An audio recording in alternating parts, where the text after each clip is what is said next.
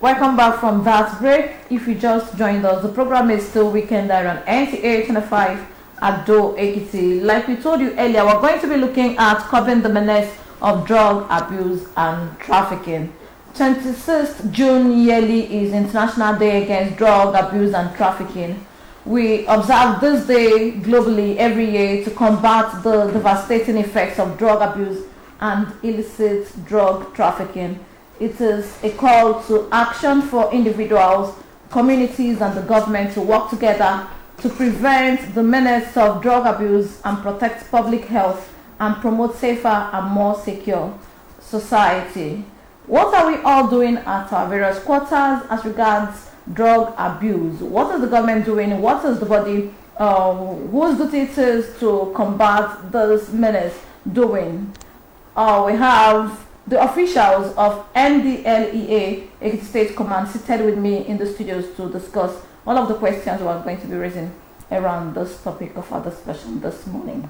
I have with me in the studio Commander of Narcotics, State Commander Aino Sunday Rufus, the State Commander NDLEA, the State Command. It's good to have you again on the program, sir. Thank you.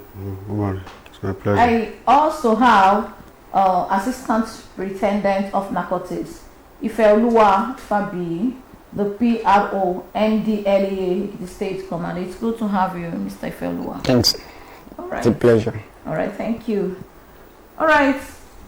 Usually, a lot of vices and atrocities are being committed in the society, and when they are being apprehended, they usually say that, or people suspect that no normal human being would be able to be that devilish unless maybe the person is under the influence of the drug abuse. What is the relationship between drug abuse and antisocial behaviors, sir? Thank you. As far as drug abuse is concerned and social behavior, it is a clear fact, or it has been established, that there's a nexus between crime and drug. As a matter of fact, drug is a catalyst to any other form of criminalities. Nobody in his right sense will take a gun and begin to shoot another person without the influence of these substances of abuse we are talking about. So, in a nutshell, I have said drug and crime go together. All right, thank you very much. Mr. Ifeoluwa, this also means that the more drug abusers we have in the society, the more offenders we have. Is that correct? What's the relationship between those social vices and drug abuse? Like the state commander rightly said, you cannot separate the influence of drug on criminalities in society. When we are talking about crimes, you find out that at the root of all these criminalities being committed, you see drug. An individual who is under the influence of alcohol can go to go and destroy. Somebody who is under the influence of hard drugs like cocaine can commit, carry gun to go and rob, rape somebody, kill people, or go into like all these terrorists in the northeast. You find out that anyone, because it was reported that most of those ones that are found, when they check their body, they only see tramadol, see different drugs. So yes, you can't separate drug and crime. The two of them they are like siamese twins. They move together. Wow. All right, thank you very much. Now to the state commander. Why do people abuse drugs? So many factors account for people to begin to use drugs. One of the major factors is what I call peer pressure. Okay. Peer pressure is one of the major factors that push people to begin to experiment with drugs. Let me be like my friend. They will think maybe that their friend, what they are doing is the right thing. Before you know it, they will just lure him to it. Then from experimentation, we become a regular user to what I would call addiction rather. from experimentation, regular use, it will now become addicted to the drug. So apart from peer pressure group, unemployment is another factor that pushes people to begin to use drug. Poverty, even the advert on radio, on telling whatever, try to promote certain use of whatever, do influence people to take drug as well. So all those, how will I put it? Some of those offenses advert do influence some of our negative media influence on our youth to begin to use drug. All right, thank you, Mr. Piaros. I would like you to expatiate on what the commandant has said. When we talk about peer pressure, are we referring to younger ones, the teenagers, the youths? Because I want to say that you would hardly talk about peer pressure when it comes to a mature person, a mature man. I know you cannot easily be swayed from what you believe in, and also, but if the person is younger, maybe if your friend who is in the same class with you is bolder than you are, you would like to know what gives you the morale, and maybe the morale is coming from drug abuse. Okay, after that I would also want you to tell us how does unemployment, poverty contribute to drug abuse then? Negative media influence. All right, thank you so much. Let me start from the first question you asked. You see, when we are saying peer pressure, it is not limited to any age group. Okay. The same way it affects the younger ones, like all the teenagers. Yeah. In primary school, in secondary school, the same way it will affect adults. Really? How? If you go to the paraga joint. Okay, yeah. All these roadside joints, who do you see there? Adults. Adults. Elderly people. People's husbands. People's husbands. People who are influenced by their friends. Elderly people in their 60, people in their 70. So, which means the peer pressure is not limited to any age group. Anybody can be influenced by their friends, as long as they see that, oh, you are doing certain things, and if you are friends, you tend to pick a bit of your friends. So easily, your peers can easily influence you regardless of your age group. Wow. That's on that. Then the state commander mentioned unemployment. You see, we have a situation in our country right now where people are going through a lot. An individual that loses his job or her job, you find out that they tend to take succor in substance in order to cope. So they take drug as a coping mechanism. That somebody just lost his job, or somebody who is not doing fine in his place of work, somebody who has been, let's say, who is facing challenges, and there's nobody, they don't have support system around them, people that can be there to assist them. Most times, what they tend to resort to is drug as a coping mechanism. That is one. And for young graduates who are looking for jobs, who are not getting any job, you find out that their friends ask them, and just follow me, let's go to this place. But you need to be in a certain kind of mood for you to be able to do this job. So take this one, take one bottle, and you find out that. So unemployment exposes a lot of people to this. The temptation, substance abuse. And the state commander also mentioned music and entertainment. You see, when we go out for our sensitization and weather campaign, one of the things we emphasize on is on the influence of music and entertainment in predisposing the young ones to drug use. We are on air. I will not want to sing some songs. There are some songs that contain lyrics that encourage drug use in the country. There was one that was trending last year. Everybody sings it. There was a day during one of our advocacy outing, I sang one of those songs. When we heard the lyrics, is this the lyrics? I said, yes, I didn't write the song. And you found out that the lyrics promote drug use. The lyrics promote drug abuse. So yes, we have a lot on our hands, and the agency or the arms of government that are saddled with the responsibility of regulating our airspace. We are working with. Yes, so we need to regulate. Just about asking that, what can we do? Do we just let it or keep going on? Before you know it, almost everybody will take to, the young ones will take to drug abuse if nothing is done. All right, sir. What's the prevalence or the level of drug abuse in Nigeria? The present global rating put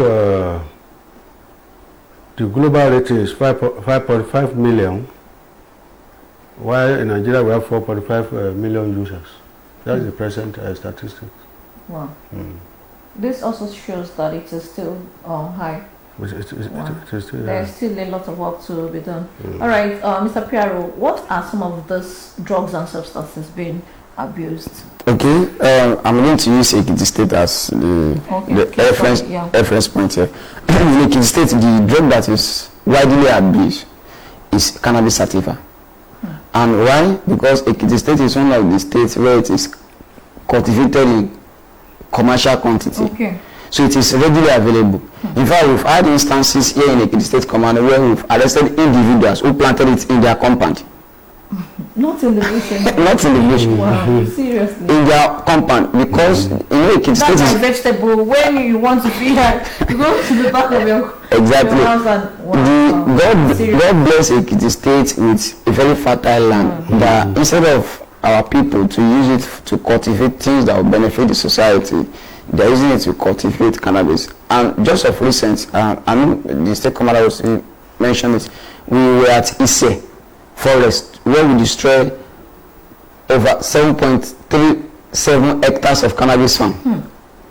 Hectares, not plots. So it is readily available. So cannabis is number one.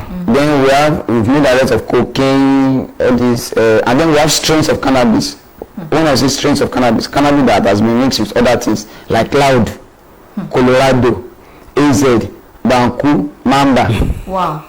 And then the names of some of yes, these are the names of different names. And then we also have what we call the non-conventional substances. Those ones are the ones that there is no law that regulates them. If anybody see you with it, you can't arrest you with it, and people are abusing it. For instance, people are abusing sukari. People are abusing sanitary pads. People are abusing all these energy drinks. Mix with this, mix with that. So these are other ones that are readily available on the streets. All right, thank you. I know later on the program we're going to talk about the effects of those things. Maybe when we talk from the point of view of morality and the need for everybody to stay healthy, I think maybe they will listen more. If you know that having to sniff, sock away, or sanitary pad would be dangerous to your health, I think the person can have everything can change. Yes. Don't you think so? Yes. We mustn't always force them or enforce laws and all of that. Especially in these substances that you say, for instance, if you see anybody sniffing, sock away, you can only advise the person, since you cannot arrest the person. All right. In NDLA, our work is divided into two categories. Okay. We have what we call the drug supply reduction. Okay. Which is the aspect of our order that goes after the drug that is already in circulation. We arrest, we prosecute the offenders. And then we have what we call the drug demand reduction. Okay. Drug demand reduction is the department, the aspect of the agency that is concerned with public sensitization, public enlightenment, counseling, and wider advocacy. We call it war against drug abuse, which our new chairman, the chairman chief executive, started. And it will also be interesting to know that last year, Ekiti State Command was given an award as the command with the most outstanding performance in that aspect. Wow. Because we've been going out to schools, to marketplaces, to mosques, to... In fact, I would say there is hardly any school in this Ado that we've not been to. If there's any they should write to us, we'll come. So we are not just going after them to arrest them, to prosecute them and jail them. We also make room available for those that are struggling with addiction to come forward and receive treatment and receive counseling. For those that need to be rehabilitated, we don't have in Ekiti State, and we are open very soon. We assist them. For those that need rehabilitation, we refer them to our commands in like Akure, the Rehabilitation Center, and we also have drug testing kit for those who are suspecting that their kids or their children are taking this thing. They can come forward. Please, I want you to say that again. You know, some of these things, they happen. There's someone, I think the former commander came, he explained something that some of these children, in the bottle of Coke, Coke is not the Coke.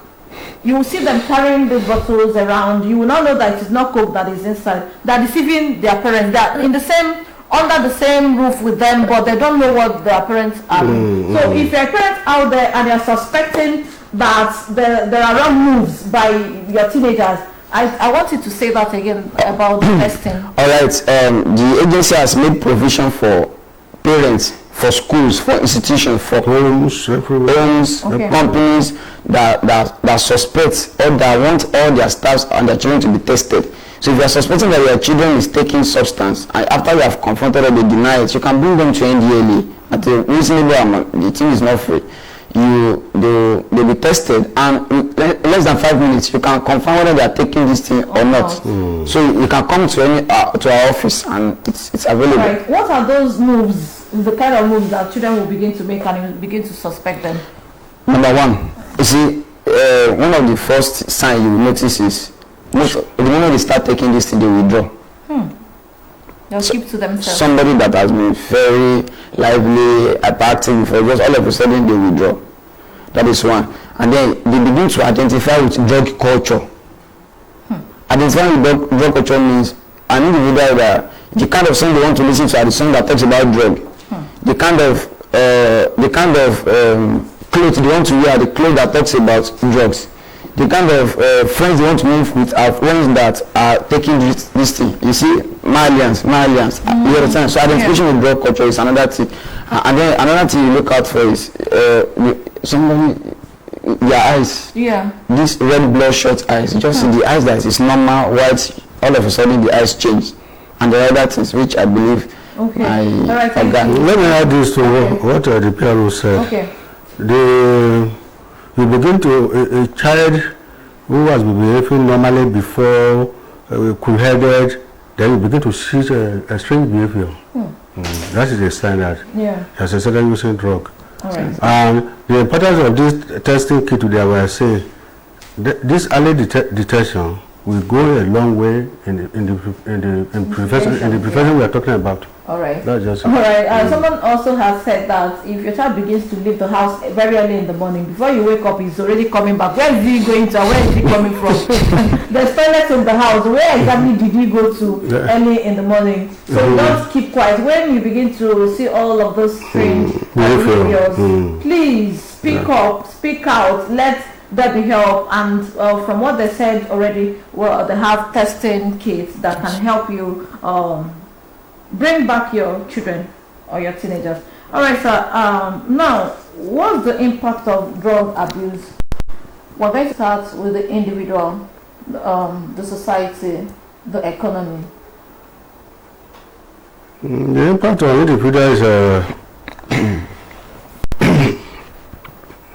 when you look at it from the health aspect, we're going to talk of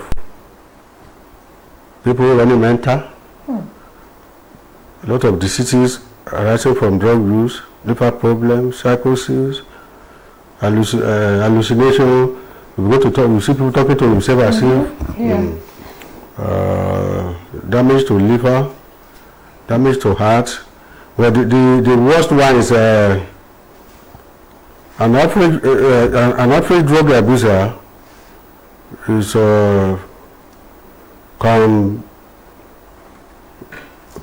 can die young, premature death.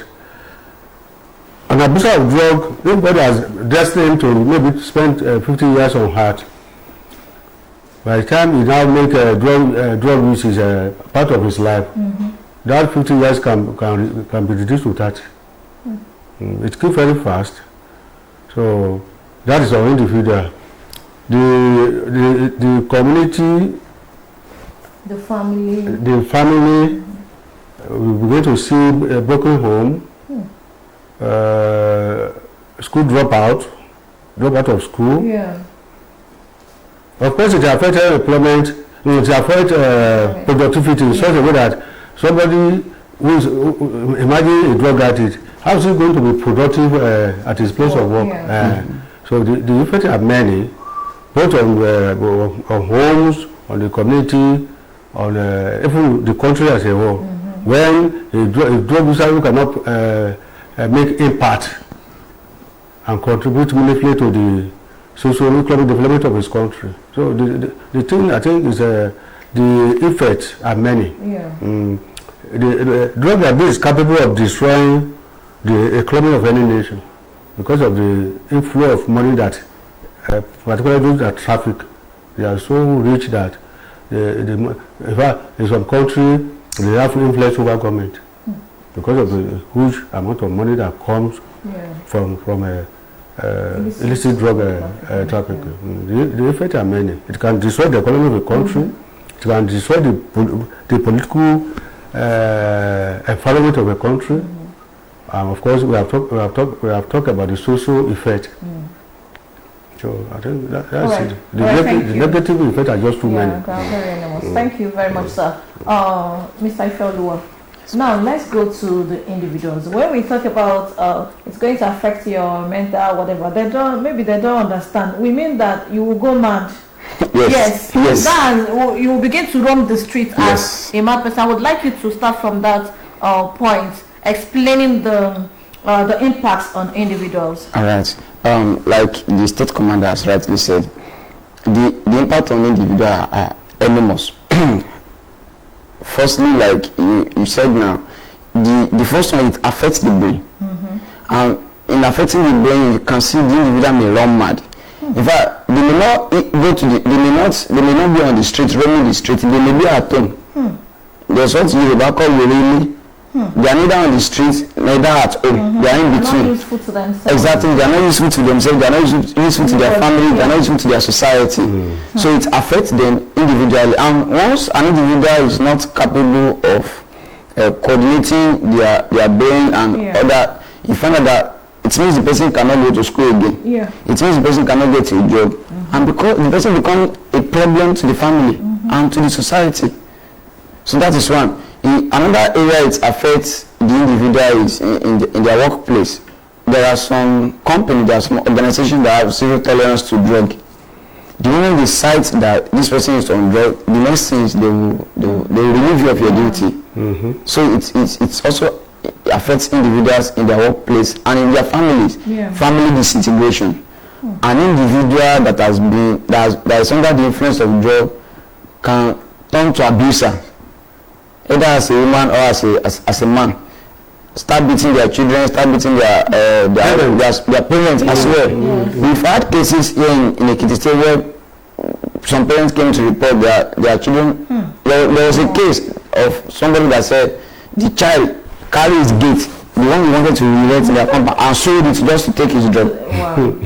So it's always very, very serious. Yes, very pathetic. So it's very pathetic, but we'll keep talking, and one day, I know that they'll be touched and they will take turn a new leaf. Now, the 2024 World Drug Day has come and gone. What do you expect people to take away from that? Yes, every 26th June of every year is usually set aside as a United Nations International Day Against Drug Abuse and Illicit Trafficking. This year was not an exception. To the glory of God, it has come and gone. The theme for this year, I don't know whether we must have heard. The evidence is clear in first and prevention. Let me add this. The wisdom of UNODC, why they used to segment it, why this segmentation as per slogans each year is to ensure that we don't begin to repeat the same thing and expect a different result. So that's why from each year to year they used to give it different theme. And that's so in their wisdom they give this year one. The evidence is clear in first in prevention. Of course, implicit in the above statement or in the above theme is prevention is better than cure. Prevention is better than cure. They are looking at it as instead of allowing people to begin to use drug or let us begin to invest rehab center, this and that. Is it not better is it not cheaper to prevent it?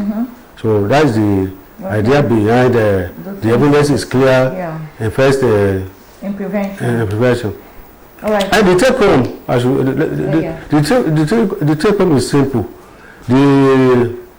The factor leading to drug abuse is within the society. The drug itself are found within the society.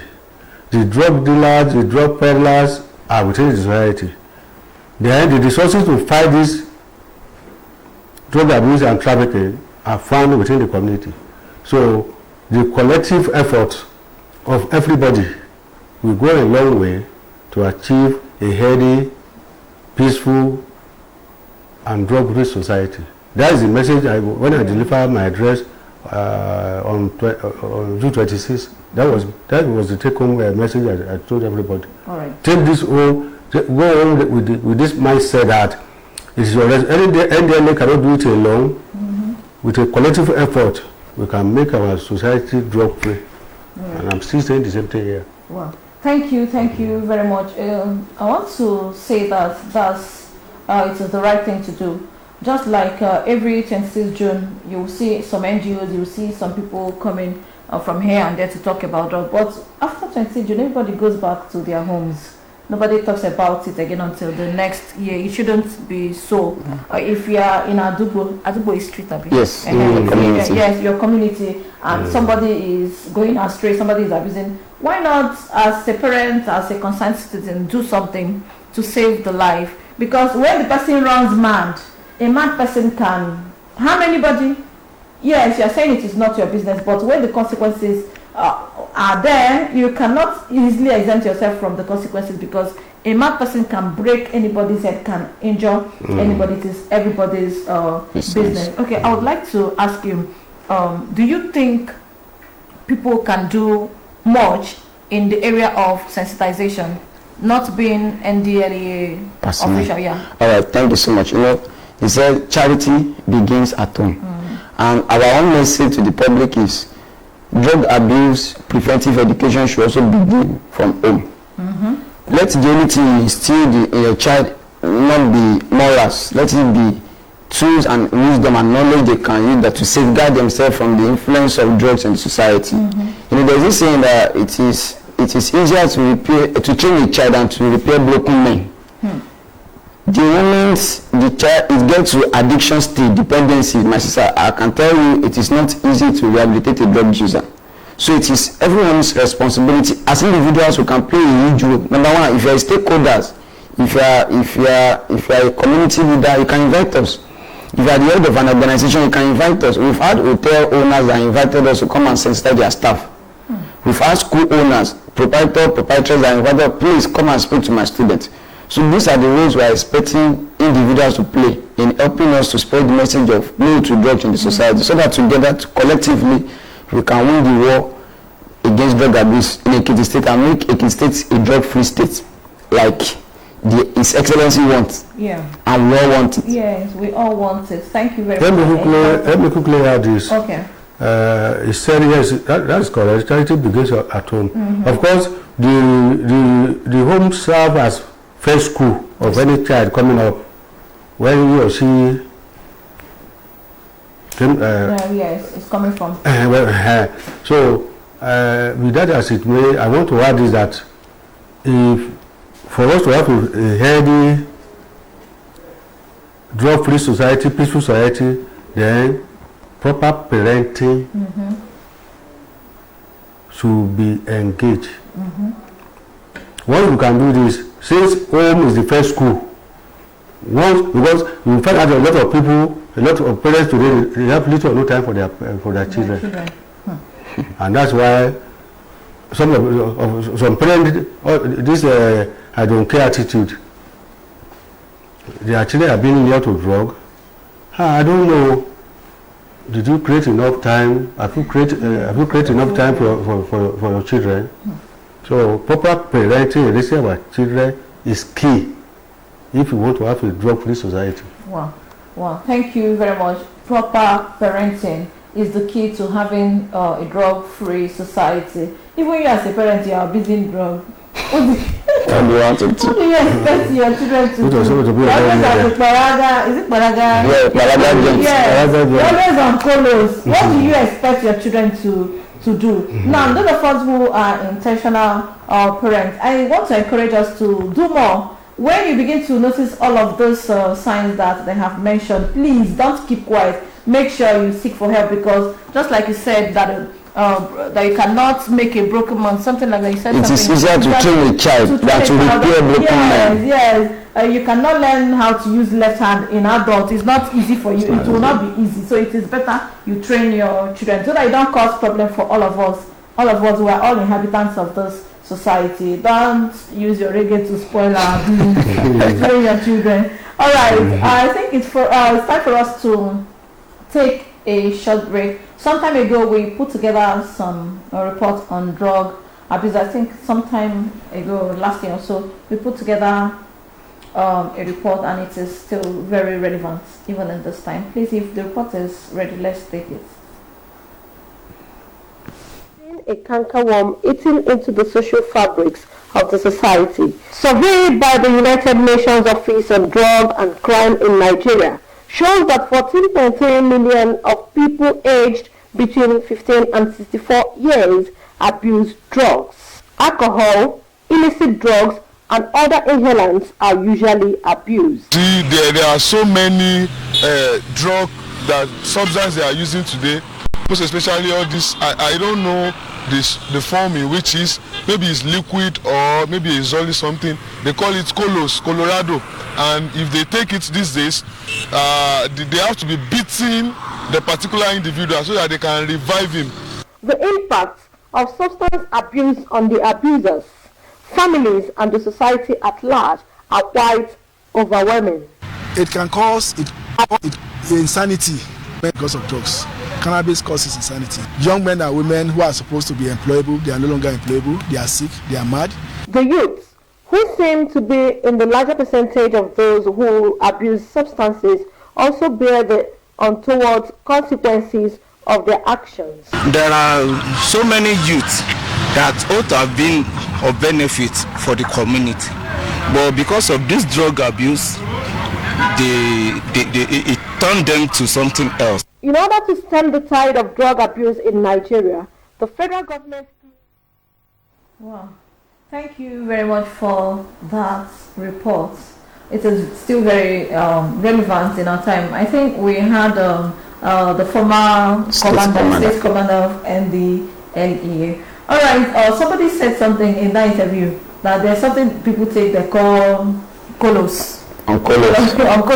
Then I hear children say they are on colos, I want to be on colos. What exactly, have you heard them say this in the field? Definitely. Again and again, and we've made huge arrests of this. Colos is cannabis. We call it strain of cannabis. Like, let me use this analogy. It's like rice. Okay. We have white rice. Okay. We have jollof rice. Yeah. We have fried rice.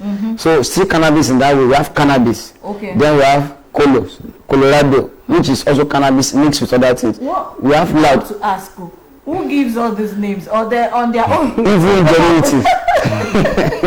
They on their own bring out these names. Wow. I don't know. You know how people, we are very, God bless us in this country. We are very smart. Sadly, they are using it in the wrong way. So loud, Colorado, AZ, Mamba, all of them are Colorado mixed with other things. Some are mixed with Tramadol, some are mixed with Refinol, some are mixed with this thing. So to make it more effective and stronger. Wow. Wow. This is very disheartening to say the least. Now, so I want to ask you this. In spite of the efforts of government, your efforts, it seems we are not, we still have the effect of drug abuse on the increases. What do you think is the problem? There is no society that is crime-free. Be that as it may, we cannot completely eradicate drug abuse and trafficking. The best we can do is to reduce it. So, if, as rightly said, if despite our effort, the thing still seem to be on the increase, right? Yeah. That will not be NDLA fault. The society, as I've said, have a role to play. Collective drug was a collective responsibility, but whether it is on the increase or not, it could have been worse than this, if not for NDLA. You know, like my parents said, the man reduction effort, trying to discourage people from taking drug. If you know the statistics of people that have been cancer, am I correct? Yes, sir. If you know the statistics of people that have been cancer, if you know the statistics of arrest and seizure as per supply reduction effort, you will appreciate what NDLA is doing, and which we will continue to do anyway. So, as I've said, government, stakeholder, everybody, we have responsibility towards reducing drug abuse to the barest minimum. All right. Thank you. Mr. Piero, what categories of people are usually involved in trafficking drugs? Okay, all categories. There is no age restriction to these things. Let me give an instance. Just last month, we arrested a 75-year-old man from Okiasha village. In this, yes, 75 years old man. You'll be wondering, what does a 75-year-old man want with drug? We've arrested disabled people, we've arrested learned people. Sometimes ago, we arrested a lawyer in Illicit. Are you serious? We've arrested different categories. We've arrested small children that are being used to traffic drugs. So it is not limited to any age group. All categories of people traffic drugs. All. So everybody is a suspect? Yes, everybody is a suspect. Sometimes I see your men around in your access. Yes. I'll be like, what do they want? Okay, on the second time, I'll say that sometimes some of those people may be moving from one community to the other. Maybe they will be apprehended. The state commander, in his wisdom, when he assumed duty in the state, he set up a patrol team, very vibrant patrol team that goes from places to place, location to location, community to community on patrol. At least if you can intercept the one that are entering the state, it will help us in the fight against drug abuse. So yes, our men that you see, they are the patrol team. All right, thank you very much. Now, those drugs being trafficked, what are their sources? Where are they coming from? The one that have been trafficked, yes. Even the one that are producing their cannabis, they have been trafficked as well. Some of these people that make illicit drug their business. Let me use cannabis. It might surprise you that some people export it out. Outside of this country. No, and that is trafficking also. So, if you are talking about the source, we say cannabis, the source is from Nigeria. And when we are talking of cocaine, that's when we're talking of Brazil, Colombia, name them. I don't know whether you're with me. Yes.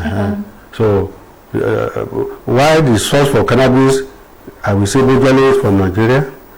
People export the cocaine, the heroin, whatever, from Brazil, Colombia, where they grow, like Colombia, they grow the leaf, coca leaf, like we are growing here. So those are the sources of.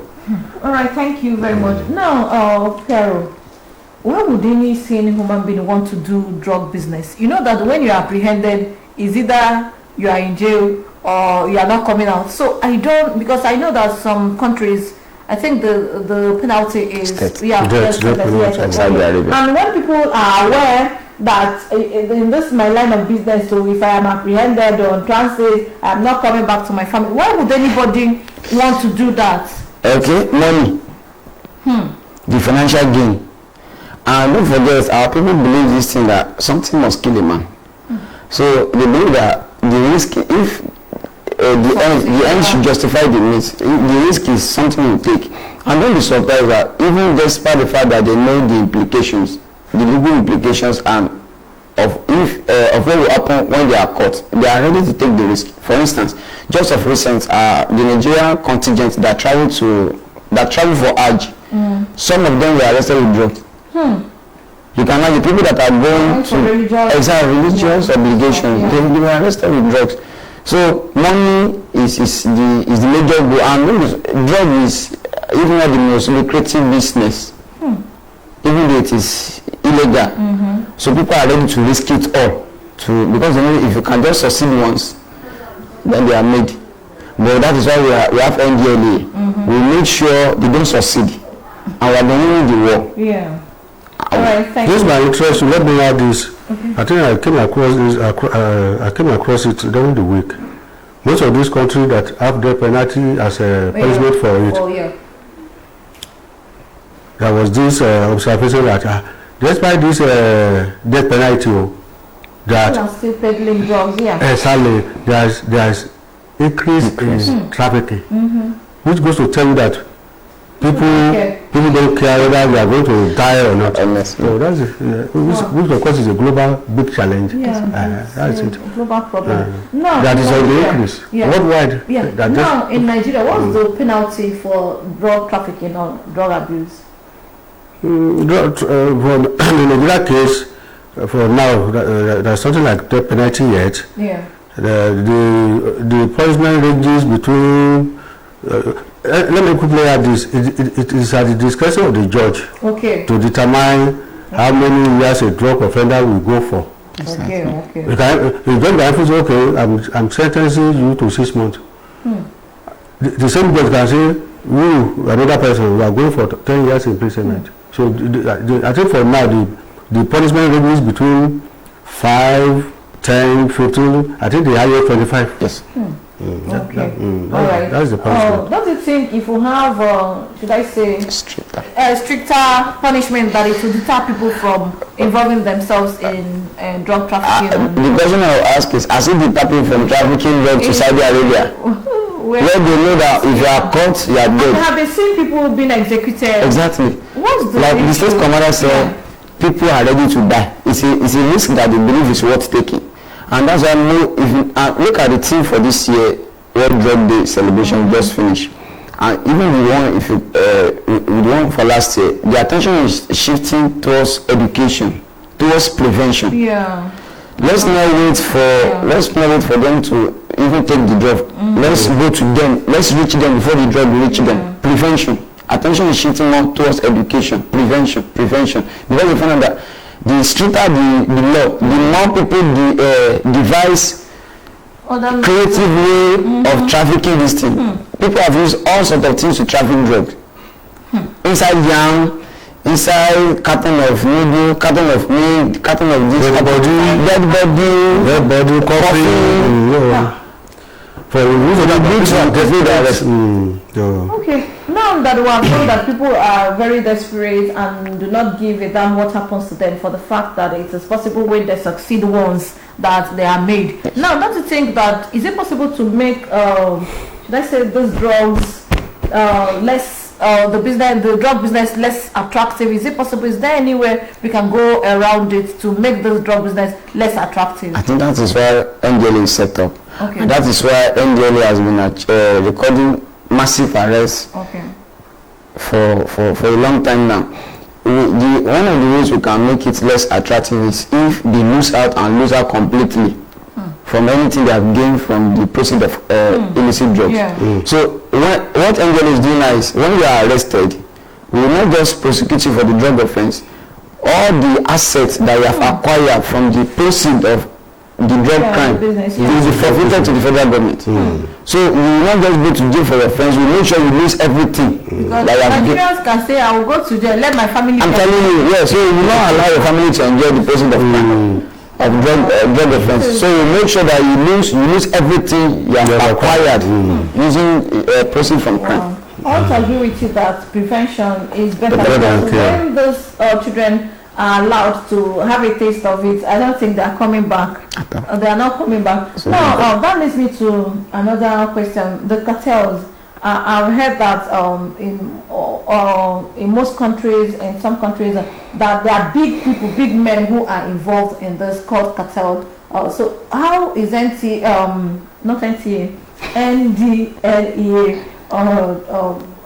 should I say, busting their nest? How are you attacking these cartels? Just like you said, in some countries, they are even influencers, so to say, they are influencing the decisions of the government. Yes. Thank you very much. Dealing with cartels, I think NDLA on our part we have been up and doing such that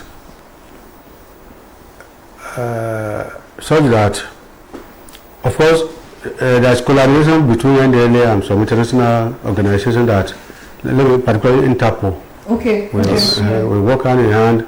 We have UNODC, DEA, so many channels that we can get information from. We work hand in hand so that most this cartel we are talking about, or this baron, their modalities always we used to apprehend them, and by that there are so many ways that we have devised by way of exchange of intelligence with this international body, that at times we do by surprise, take them by surprise before they arrest. So many barons in this country, even the one with the international connection, they have been arrested and even prosecuted. All right, thank you very much. Now, back to you again, Commander. Since you have assumed duty in Ekiti State, what's your experience in the war against drugs, and what have you been doing? What have you been able to achieve? I took over as State Commander 15 February 2024. I quickly settled down, and I hit the ground running by reading one notorious drug joint called Ado-Ekiti. I hit the ground running, making that as my starting point. Got just ready for 1 week. I think in that operation, we arrested not less than 15 drug peddlers and whatever. They were paraded before the press. Some were referred for prosecution. Some, those that are users, were cancelled and released to their parents.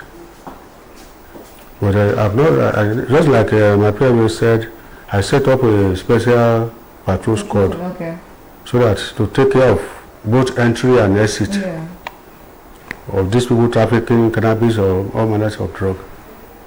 And to the glory of God, we have been able to make some significant arrests through those routes.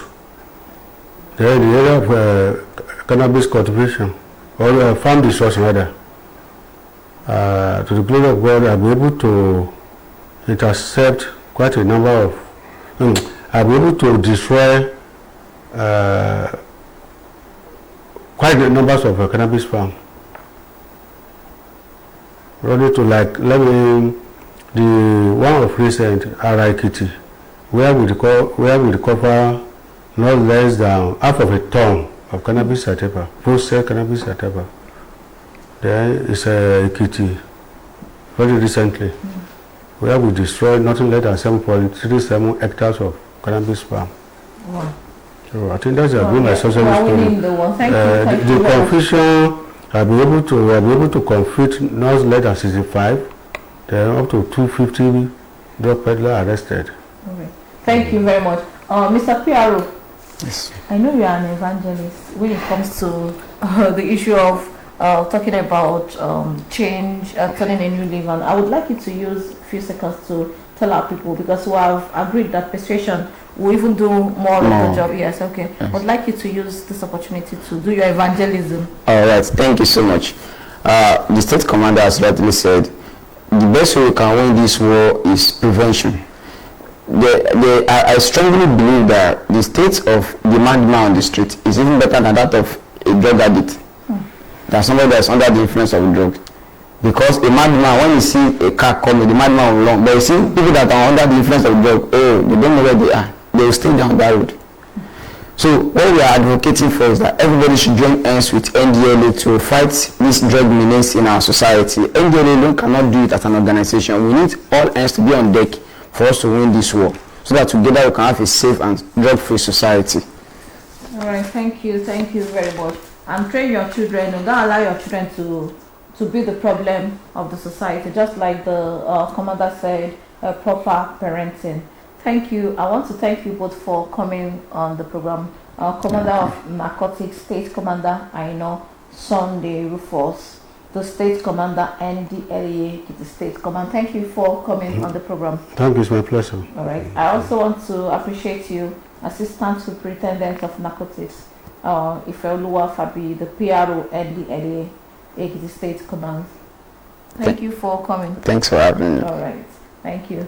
And that will be much we'll be able to take on this week's episode of Weekend Diary. We want to sincerely thank everyone who joined us on this week.